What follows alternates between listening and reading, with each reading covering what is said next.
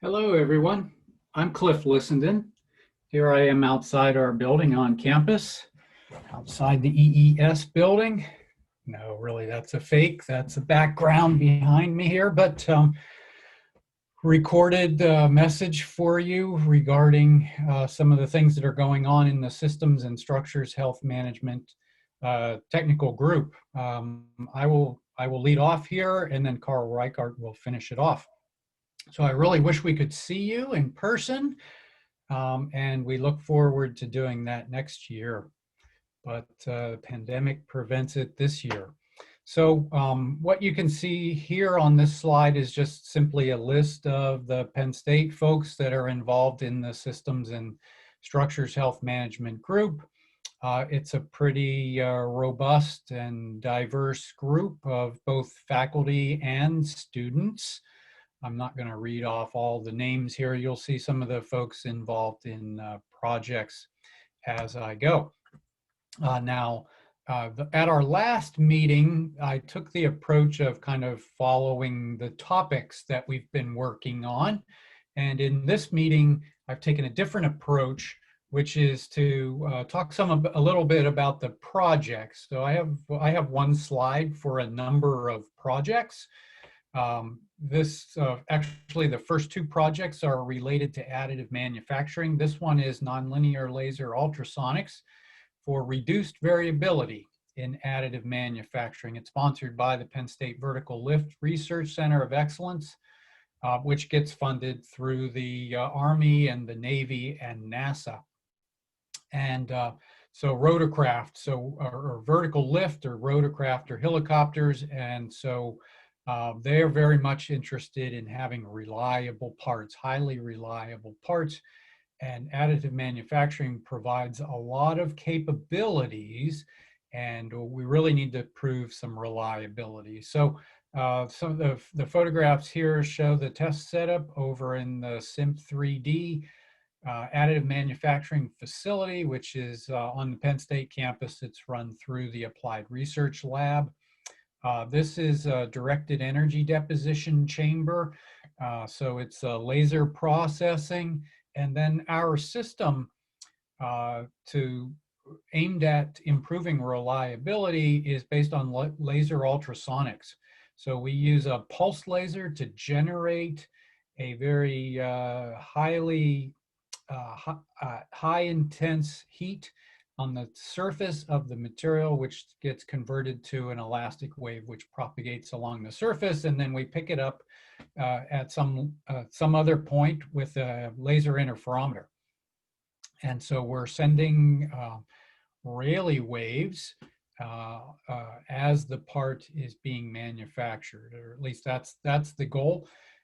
So what we're doing right now is processing a layer of material and then interrogating that layer of material, processing a layer of material, interrogating that layer of material. You can kind of see the photograph on the right. These are some very simple builds. This is a titanium 6-4 as built and then glazed. The reason for the glazing is that as built is a very rough surface, and it makes for challenging measurements with the laser interferometer. But you can see the A-scan for the Rayleigh wave for both the as-built and the glazed conditions, and then the frequency spectrum for these. And the frequency spectrum for these is important for our second project, where we are doing a mixing of elastic waves to non-destructively characterize the microstructure during additive manufacturing of metals. So this is a very specific look at one aspect of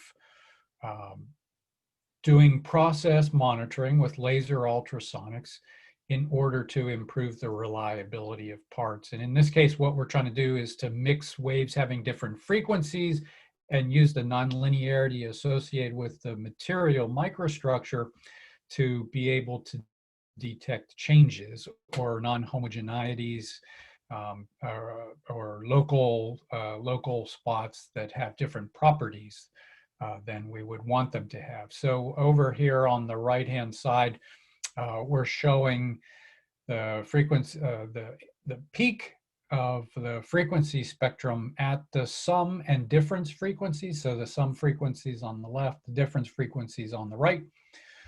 And the green is for a rough surface and the blue is for a smoother surface. So you can, again, you can see the effect of the surface roughness on the results.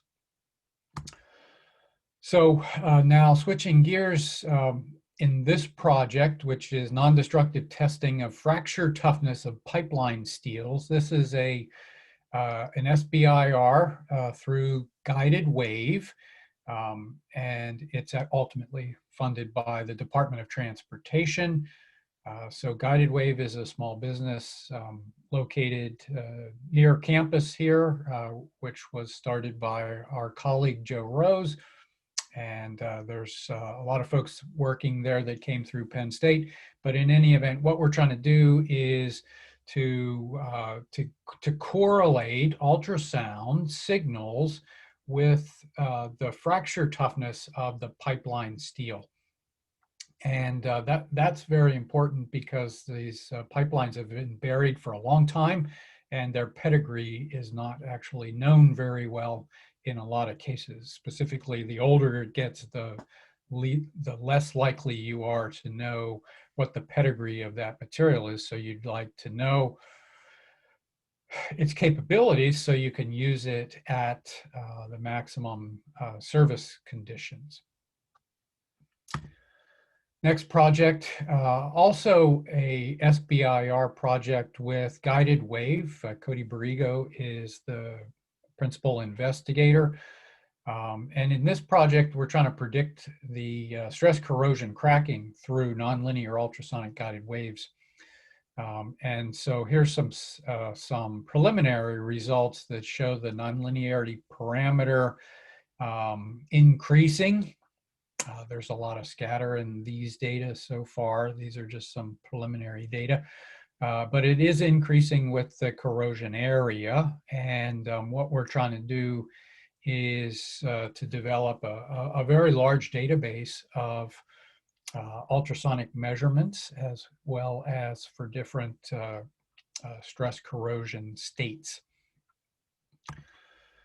The next project is quite a bit different. In this case, we're using ultrasonic guided waves as a diagnostic tool to evaluate osteoporosis and fragility fractures. So we're collaborating with Dr. Michael A. Nardi, who is he's an orthopedic doctor at the Hershey Medical Center, and his colleague Greg Lewis, also a doctor, but a PhD type of doctor in the biomechanics lab at Hershey. And so what we're trying to do here is to help manage the healing process. So if you fracture a bone, right, they take an X-ray, see, okay, it's fractured, and then typically, well, in a lot of cases, it would be casted, and then after a period of weeks, that would come off, and based on the doctor's experience, you would be given a physical therapy regime to get back to full health. But there's very little information that the doctor actually has about the healing of the bone during this process. So we're looking at using guided waves in bones to help with that process. So the first thing that we're doing is to understand the guided wave characteristics in a bone as a waveguide. It's a very complicated waveguide. So the result that we're showing here on the right is from measurements from the setup. You see, what you see is a synthetic tibia bone. This is not a real human bone in this case, but the material properties and the geometry are pretty realistic. So we have received waves at different distances, and then we've done some signal processing. We've used a 2D fast Fourier transform to get the phase velocity spectrum, and then we've overlaid that on the dispersion curves to see that the waves that are propagating well, that we're able to receive some distance away from the transmitter, have a fairly low phase velocity, and they're clustered together. And there's you know, a lot of other things that we've learned about this at this point, and hopefully we're getting to the point where we can start to make some real headway in terms of helping manage the healing process. Next project, again, a much different type of project. Here we're looking at a meta surface to control surface wave propagation. This is a project sponsored by the National Science Foundation. Dr. Parisa Shokui is the PI, and co-PIs are Mary Frecker, who is in mechanical engineering, and myself. One of the objectives of this, the main objective is to control wave propagation. One of the applications would be to protect civil structures, critical civil structures, from seismic activity. So we would like to block the seismic waves from getting to the structure. So an example that we're showing here on the right is the results of an experiment where we were able to do that on a plate.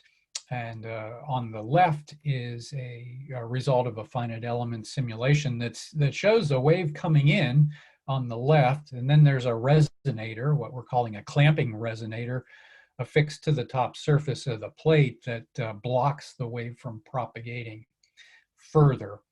And so this is, we've done this on a plate, and what we'd like to do is on a half space, you know, for very low frequency earthquake type waves, or at the other extreme, right? So we kind of bridge length scales and look at the other extreme, and SAW devices rely on surface waves. So we think that this technology could be used to control SAW devices. Now I'm going to continue to talk about some different projects. So this one is linear and nonlinear resonance ultrasonic spectroscopy for real-time process control in additively manufactured parts. So again, additive manufacturing is the goal here. This is the work of Dr. Shokui and Riviere. The students are listed. You can see a schematic figure on the left, kind of shows a sample with a crack, a partial crack, and then at near the tip of the crack is a sequence of micro cracks. And as you send a wave through there, send acoustic wave through there, that will open and close. And that opening and closing affects the resonance. And you can see that in the figure on the right-hand side, that the red result, the resonant frequency shifts downward, whereas shifts downward as you increase the amplitude, whereas for an intact sample without microcracks and cracking, there's very little frequency shift with the increase in amplitude. So here's another RUS, Resonance Ultrasonic Spectroscopy project for quality control in 3D printed parts. So this one's sponsored by NIST. And again, it's Dr. Shokui, Dr. Riviere, and Dr. Arguelles. So there's some experiments, and then there's some modeling. Again, and it's RUS, and it's aimed at quality assurance testing. This is another one of Dr. Shokui's project, working with the geosciences group, Dr. Marone and Dr. Ellsworth, Paul Johnson at Los Alamos National Lab, as well as Dr. Riviere here in ESM. So here they're doing the same kinds of things that we were just talking about in the previous slide, but doing this for fractured rock, right? So again, geoscience applications for understanding earthquakes and tremors, as well as for oil and gas exploration. So this slide highlights a few other projects. So one is a titled Wave Physics Informed Deep Learning Framework for Acoustic Data. So this is one of Dr. Shokui's project. It's a multidisciplinary seed grant project sponsored by the College of Engineering, where she is working with a computer science expert, Dr. Kiefer, and they're working on deep learning to analyze all of these data that we get from these testings.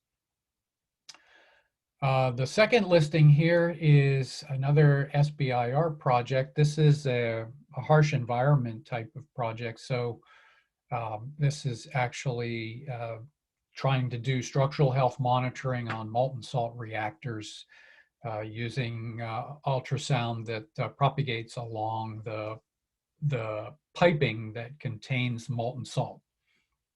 And so fiber optic sensors are being used here. The last one is a brand new project that Dr. Arguelles is the PI on, and co-PIs are Dr. Pecco here in Engineering, Science, and Mechanics at Penn State, as well as Dr. Simonetti, who's at the University of Cincinnati. And this is looking at particle reinforced ice as a tunable acoustic couplant. So rather than using immersion system, simply freezing the water, that's a gross simplification, but freezing the water to minimize the acoustic impedance mismatch between the part and the couplant. And so the particle reinforcement of the ice is to really drive that acoustic mismatch lower and lower and lower, so that when you do the imaging, you can really see the defects in the part rather than interface between the couplant and the part. My last slide here is also a new project. This is Dr. Kube's project that will be starting in fiscal year 2021. This is through the U.S. Department of Energy, through their NEAT program, and his collaborators are at Westinghouse, at North Texas, as well as the Additive Manufacturing Center, SIMP3D, here at Penn State. So their objective is to try to accelerate the materials development and qualification of additively manufactured parts, and they're using ultrasound to do that, and specifically the grain scattering that occurs. So that's what I wanted to present to you on a kind of a preliminary basis. Those are a little bit about a number of the projects that are going on. There's a lot more projects that weren't touched on. There's a lot more depth to all of these projects, of course. But we thought this would be a good introduction, and would welcome questions during our live being via Zoom, but part of the meeting. So thank you. Bye now.